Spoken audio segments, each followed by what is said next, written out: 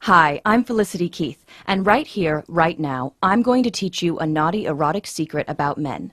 Even the nicest, shyest, most innocent woman can use to get a man more turned on and desperate for you than he's ever been in his entire life. Once you learn this naughty erotic secret, like thousands of ecstatic women have, you'll see a sudden fire of lust in his eyes, even if he barely looks at you now.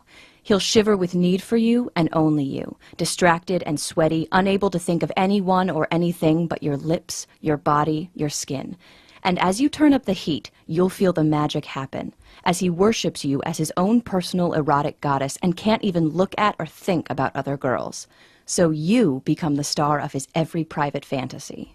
And so finally, even though this might sound unbelievable, it becomes too much and he can't resist anymore. He grabs you in his strong arms, he rips the buttons off your blouse with his teeth, loses all control, ravishes you like you're in a romance novel, and whispers how amazing you are as you make intense, astonishing, joyful love.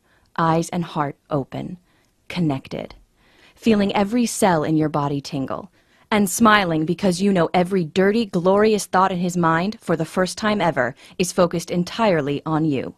I know this sounds fantastic and hot and a little unbelievable right now, but I promise, woman to woman, even if you're shy, or if you're a good girl who feels the silent need to be just a little naughty, you're going to learn right now why the mind is the only erogenous zone on a man that matters, and how to make your man, or any man, desperate to be yours and only yours as long as you want him. Who the heck am I to make such an amazing promise? Like I said, my name is Felicity Keith, and no, I'm not a stripper or a sexpert or a nymphomaniac or anything like that. If you saw me at the supermarket, you'd just see a regular, 40-ish, slightly overweight single mom. But that's not what my boyfriend Kevin sees at all. When he looks at me, he sees his lover he could never live without. Even though just 18 months ago I thought we were doomed. That I was going to be heartbroken and alone again. Warning. What I'm about to tell you is a very personal story that might trigger some very intense emotions in you, and I'm only sharing it with you because I think you'll feel a pang of terrible recognition at what happened to me. And I just think the lesson of what happened could transform your life and your relationships with men forever. But only if you listen closely right now, before it's too late. "Talk dirty to me," he said on our 1-year anniversary. We were in bed, making love. I felt a rush of panic in my chest. Fear. "Tell me how you feel," he grunted again. And I felt my mouth go dry, my heart racing as I panicked and my mind went totally blank. What did he want me to say? What did he want me to do? Finally, awkwardly, I opened my mouth and whispered, "Your penis feels really good." Silence, like a tumbleweed rolling across a street in the Old West. He didn't ask again. He closed his eyes like he was concentrating, and I wondered what he was thinking of. I wondered where he went. But the worst part happened later that night. It was a little after 2 in the morning when I woke up and found the bed empty. I pulled on my robe and padded out to the living room, thinking he'd gone to get a drink of water or something. And then I heard a sound that sent a chill through my whole body. A female voice. Moaning. My palms sweaty, I crept around the corner and saw him. The man I loved, Kevin, sitting at the computer naked, touching himself. We'd just made love a few hours before, but here he was masturbating and watching porn. I've always wondered why guys do that. Why would you need to watch porn when you've got a real woman right there? On the screen was a girl, not even a very pretty girl, not much prettier than me, touching herself and moaning and saying the dirtiest, naughtiest things. Things a good girl like me would never think of. Things I thought I could never make myself say.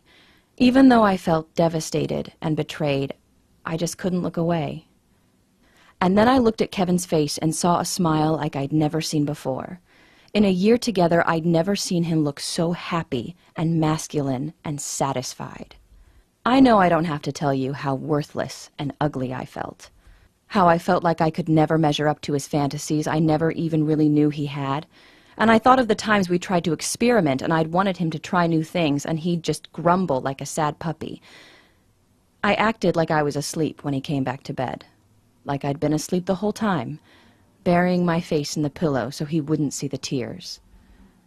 He spooned me, and I shuddered, and I had to bite my tongue so I didn't tighten up. And I lay there for hours thinking and making a decision. I thought of how I looked in the mirror. I'd never be a supermodel. I'd never be 22 again, thank God. I'd never be a porn star and never wanted to be. And lying there, feeling his breath on my neck, I knew I could do one of three things. I could ignore that this ever happened, bury my head in the sand and pretend we were happy. I could confront him. I could get mad at him for looking at other girls and thinking about other girls. I could be furious and yell at him and forbid him from ever looking at porn again and end up pushing him farther away. Or I could make the choice I did. I could learn the secret fantasies of my guy. Of all guys. I could learn the sexual psychology of men, why men want what they want, instead of sticking my head in the sand like most women. And I could learn to play his secret desires like a violin, and inspire him to give me everything I've ever fantasized about. I fired up my laptop the next day, excited at what I was going to learn. But quickly I got frustrated, and then disgusted.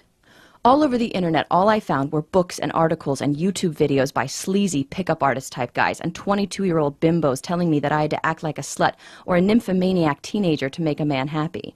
And I knew that couldn't be the truth. I knew that getting what I wanted didn't have to mean giving up who I was. So I went on a mission to find out the truth. The next few months were a thrill and a rush of revelations. I made myself watch porn, and instead of being disgusted and judgmental, I acted like a scientist. I asked myself why men seem to need this stuff so much.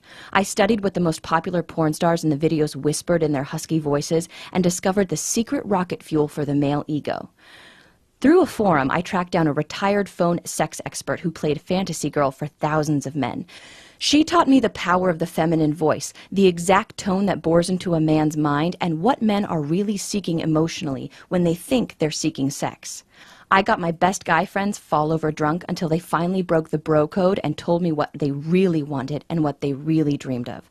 I booked time with a sex therapist all by myself and scribbled furious notes as she explained why men can become erotically impotent with women they love and how to keep it from ever happening to you.